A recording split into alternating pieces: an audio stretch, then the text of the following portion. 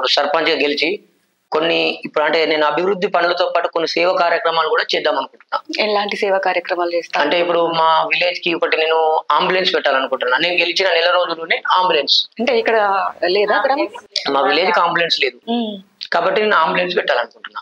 ఎందుకు ఆలోచన ఎందుకు వచ్చింది? అది ఈ ఆలోచన ఎందుకంటే మీరు మంచి క్వశ్చన్ అడిగింది నన్ను. నేను ఒక రోజు హాస్పిటల్కి వెళ్ళా. హాస్పిటల్కి వెళ్తే మా విలేజ్ వాళ్ళు మా పక్క విలేజ్ వాళ్ళని కొందరు చూసిన డయాలసిస్ పేషెంట్లు ఉన్నారు అక్కడ. వాళ్ళ డయాలసిస్ 15 days ఒకసారి డయాలసిస్ అవుతాయట.